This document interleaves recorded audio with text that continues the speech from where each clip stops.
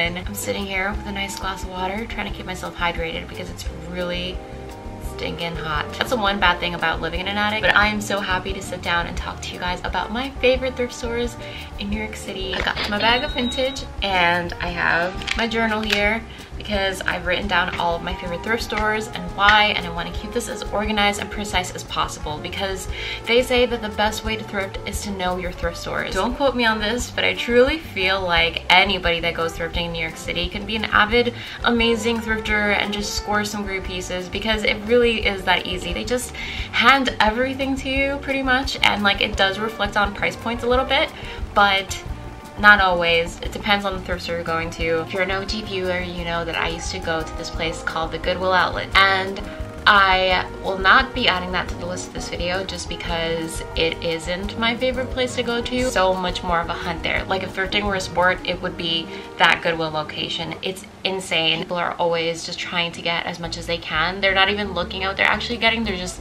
grabbing everything. Think of them like scalpers for tickets when you're trying to get a concert that's like really popular. Yeah, I just wanted to put that out there because it definitely is by far the cheapest thrift store that you can go to. They have things for like $1 something per pound. 9 times out of 10 I just don't find anything there, and the experience is definitely one that I'm not really a big fan of. But I will at least talk to you guys about my cheapest favorite thrift store in New York City, which is All-Train Vintage. I've talked about them before. I've shown them to you guys for years, and it's just a thrift store that I always go back to because it's the most affordable.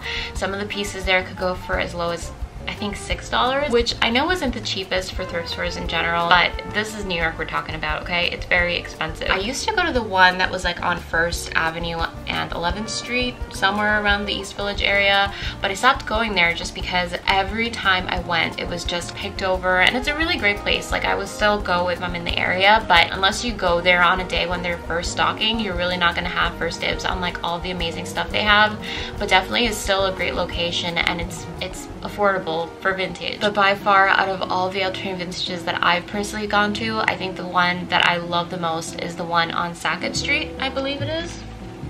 Yeah, it's also just never really crowded. I think like on Saturdays it'll get kind of crowded, but it's not that bad. Roger really enjoys going there, and he in particular loves going to like the camo section and stuff, which I'm not the biggest fan of, I'm not gonna lie, but it looks pretty good on him. They have amazing jackets in the men's section there, and I also really like their sweaters and their dresses for the women. There's just this grimy feeling about it that just feels like an authentic thrifting experience as opposed to like all the other thrift stores in New York. I don't really have anything to show you guys from that All-Train Vintage store, but for the most part, if you watch my videos, you'll see a ton of stuff from All-Train Vintage. I have like some of my favorite wardrobe staples from there. Next up, I wanted to talk about Buffalo Exchange, which is a buy, sell, trade store, and I know that it's not considered thrift for some, but for me it is, especially since I live in this area. I also have a lot of great memories there because it happens to be the first ever secondhand store that I'd ever been to in my entire life. I actually went there right when I started watching YouTube videos, and even before I got into FIT for design. It's great for brand names mostly, so if you're more into Reformation, Free People, Urban Outfitters, Forever 21, H&M, Zara, those kinds of places that we all know, and I mean, I don't love them, so. But I will say that the first location that I've been to in Chelsea has just like the best selection for vintage in Buffalo Exchange. And then the one in East Village has more so Reformation, and they also have a really great selection of jewelry, especially vintage jewelry. Oh my gosh, their stuff is so, so great. Their staff is always so friendly and so helpful, which is something that I don't always find at thrift stores, even the ones that I'm about to mention to you guys. But yeah, it's a really great place. Second most affordable that I know of, and I highly recommend it. I do have some pieces from Buffalo Exchange that I wanted to show you guys, and I wanted to start off with these adorable tiny little poodle earrings. I'm obsessed with them. They're actually made out of sterling silver, I believe, and I've never actually seen a pair of earrings like these before, but they're pretty much just these like flat cutouts of poodle body parts that are kind of stacked that sounds really weird. I'm not doing them justice by explaining them, so just look at them. And recently I've just started to notice myself only ever wear gold jewelry, so it's kind of getting boring now. I'm trying to venture out into more metals. Speaking of which, I also decided to get myself this silver turquoise ring. I love turquoise. I just really adore the color of it and like how it pops against whatever nail polish I'm wearing or whatever outfit I have. I highly recommend actually asking them to take out their jewelry trays for you guys, because they do have just like an amazing selection of jewelry. And then the last accessory I got are these sunnies, which I have to get in the habit of actually wearing. I just really like them because they're like kind of a cat eye, but more structural with all the lines that are more jagged. And the first article of clothing that I've got is this Friends tee. I love Friends. I've watched them for many years. What the heck, Diana? You don't even sound convincing here. I freaking adore Friends. I've been watching them since I was like 10 and didn't get any of the jokes, and I've always resonated with Monica because she's like a clean freak and also psychotic, which I mean. But I found this t-shirt in the men's section, and I really just love how like drapey it is and how soft it is. It's just like that nice loose cotton that doesn't really, you know, stick to your skin when you're moving around. And next up I have this fruity shirt, which again is another recurring theme in my closet. I really enjoy its nostalgic factor, and it probably was a lot more vibrant in its first days, but I like the fact that it looks worn out. I also got jeans because I just feel like I don't have enough jeans that truly fit me well and to a T. These are from Zara, but as I've said before, I do like getting myself things that were originally fast fashion and could have just been thrown out in a landfill somewhere, but instead just giving them a new home and a chance of life, and knowing that I'm getting something because I truly want to wear it for a long period of time. It's a good feeling. I really like the fact that the waistband has this worn out fraying effect. They also have that detail here at the very bottom. They're really, really high-waisted, and I'm just a huge fan of overly high-waisted jeans because I also really like crop tops, and sometimes my crop tops are a little bit too cropped to wear with like normal high-waisted jeans, if that makes sense. And I know I do have a lot of overalls, which is kind of something that I'm trying to work on, but every time I get myself a new pair, I find something different that I like about each one. So these are originally from the brand Dickies, and this is kind of random, but I like the little pop of red that they have here. I also really love the true blue denim wash that they have because it just makes it a lot easier to pair with a bunch of different colors. And also love the fact that the person that originally had these cropped them at the bottom because it makes it a lot more flattering on my legs. Obviously, great way to style your t-shirts, but I do really like the way these look styled with a pair of booties or something because it just kind of gives it a nice edge, although it's still very casual at the same time. Third place I want to mention to you guys is the Beacon's Closet, specifically in Greenpoint. I used to frequent the one that's by Washington Square Park, and that one was interesting. Let's just say that. They have their workers just like super on edge or something, but every time I went there, they just assumed that I was stealing something or that other people were stealing something, and it became very hostile to go in there just to like have people like staring you down and assuming things about you. And at that point, it's like, get some cameras and maybe like up your security somehow, because that environment of hostility is just sometimes not the best way to go about things. And you know, I get it. I've worked retail before. I think I worked at Anthropologie for like 3 years, and it isn't really easy, but I always just truly appreciated my nice, sweet customers because they are just there to, you know, shop and have a good time. Even if I had a customer that was rude to me, I would try my best to keep my composure and just be overall professional because it's my job. This one time I was like checking out and I forgot what it was, but like I was giving her my clothes, I was paying my stuff. After she's done putting the clothes, I guess, in a bag, she just kind of like throws it at me and then gave me this nasty attitude. And ever since then, I did not step foot into that store again. Actually, no, I think I did one more time, but after that, I didn't go back again, okay? And I think that the Beacon's Closet in Bushwick is so expensive for vintage. Like, you'll find amazing pieces, but they're like $40 to $60. Guys, chill with the prices just a little bit. It's different when you go to a vintage store and they're actually curating the stuff themselves, but to have a store that just gets all this vintage handed to them on a daily basis is just, it's wild. So now that I'm done with that bit, I will say that this Beacon's Closet in Greenpoint is really great. I love it. I love going there with Roger, especially because in that area there's a cluster of vintage and secondhand stores that are really, really expensive. So after I'm done looking at those, I always get my booty over there and I actually get myself something that I can afford. I find things from like $12 to $20, $18 in that range. By the window, they just have all of these vintage women's pieces, and they also have a pretty decent men's section, although I feel like the women's section is sort of bigger. It's still a great place. They have a great mixture of vintage and brands in that store, very similar to Buffalo Exchange. So let me just start off with the pieces that I got there. The first one is originally from And Other Stories, and it's just this gorgeous, very soft, flowy floral top. I love that the, oops, sorry, got the sleeve in the water. I love that the shoulder kind of drops past my actual shoulder line, so it just has more of a relaxed fit to it. As you guys probably already know, I don't usually wear black, but this one's an exception because it does have all of these gorgeously colored flowers all over it, and it kind of reminds me of like a Baroque painting. Again, just great to wear with a pair of jeans because that's usually what I'm wearing most of the time anyway. Next up, I have my wild card. I feel like recently Western South has become so trendy, especially in Brooklyn. I feel like a lot of people have been walking around looking like cowboys, and I can appreciate that. I found this jacket and it is just so amazing in so many ways. It has this wrench with some cacti, cowboy hats, there's also horses all over it. I just love it so much. It's such a fun piece to wear whenever I just feel really bored with my outfits. I love the fit. Looks great with denim.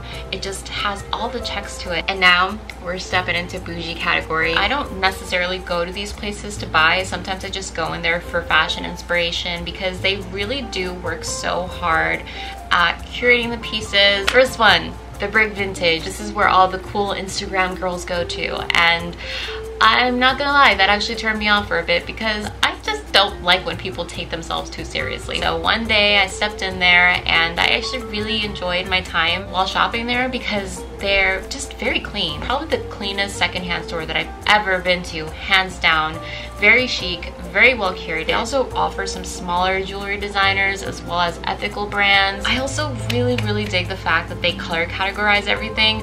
I think they also do that at Beacon's Closet as well. What I'm about to show you guys is the one and only piece I've ever gotten from them because they are kind of pricey. They're not the most pricey that I've seen, but they're pricey, okay? It's just this tiny little ivory cardigan with open knit kind of going on around the neckline. Every time I see something unique in vintage knitwear, I go crazy, and it just kind of reminds me of like a beach day or something. I believe this one actually came out to $40, which is pretty wild because it's a vintage cardigan, but very great quality and I enjoy it. So I picked it up. Within the same area is Awoke Vintage. I had gone in there a couple times because they have such beautiful vintage pieces. I'm talking not just trendy, but also there's just a lot of thought put into the pieces that go in there, and I really just enjoy going in there for inspiration when I can. They have a selection of a bunch of different accessories for hair and jewelry. They do have this like rack kind of at the front that's for $25 or less, and then they have this tiny bin on the side that's for $5. Also, if you don't see yourself buying a plane ticket to New York City anytime soon, they actually sell some of their stuff through their Instagram, and they ship worldwide. So I treated myself to this gorgeous Fruit Loop dress. It literally has just a bunch of different fruits all over it. It's got pears, lemons, lemon slices, something that looks like mangoes, but I'm pretty sure that's also a pear. I saw it, tried it on, and next thing you know, I spent $58 on a vintage dress. You can definitely wear this to like a slightly more special occasion, not so much like a wedding or something because the fabric is just like cotton, but definitely if I want to go out on a date or something, or even if I just like want to walk around and wear something that's very easy and light to wear, this is a great go-to dress for that. I know I spent way too much money on it, but you know what? It's okay. Sometimes we splurge on ourselves, and this is a great exception to that, honestly. The last store I wanted to talk to you guys isn't specifically from New York City. In fact, it's actually from the opposite side of the coast. It's Shop Sookie. I wanted to mention them just in case you don't happen to live in America and you want to get yourself something very special. I've been able to collaborate with them in the past, and this is the first time that I was actually able to get myself like a special piece from them. It is just my favorite thrifted item like ever. Are you guys prepared for this, for what I'm about to show you guys. Okay, maybe not everybody is that into this cardigan. Here is the most amazing cardigan that I've ever owned. Look at this fruit salad medley. Not only does it have fruits, it has a freaking avocado on it, and if that doesn't say amazing, I don't know what does. And I believe it's actually made out of cotton yarn, and it has this gorgeous detailing around the neckline and the sleeves. I'm in love. If I could marry this cardigan, I freaking would. Great. I also really wanted to show some love to some of my favorite curated furniture stores. For those of you guys that love decorating and want to get something special for your home, these are just some places that I like to go to or kind of get inspiration from, because again, some are expensive, some aren't. The cheapest one is Housing Works. I was kind of not on the bandwagon for Housing Works, especially for the ones that are specifically in Manhattan. Some of those can be kind of expensive, but the ones in Brooklyn are just amazing, especially for vases, cups, any sort of glassware, ceramics, especially coffee table books. Roger likes to go in there once in a while on his lunch breaks and he'll like send me pictures of things that he thinks that I might like and that he also likes, and that's just a fun thing that we've been liking to do. He actually recently found us some adorable handcrafted teacups from Italy, I believe. It actually says Italy on the bottom, but I'm not 100% sure. But they're just so stinking cute and unique, and they were only $3 per little tea set with like the cup and then the little plate. So affordable, especially compared to the Brooklyn flea market, which is just not even going in this video. Their stuff is so expensive. But then as far as furniture, mirrors, lamps, couches, that type of thing, Dobbin Street Co-op, I love them so much. So beautifully selected, and every time I go there I just daydream of like getting something. I actually haven't picked anything up recently, but last year my pink velvet couch was from there. I ordered it online and then I had them ship it to me in like to my apartment. While I still remember, I do not recommend their shipping. They were like smoking in the truck, and then they had like their dirty hands on the furniture. They didn't even cover it at all, and like I spent a good, I think like $600, $700 on that couch. So to like have it delivered like that and then pay an extra $200 for delivery.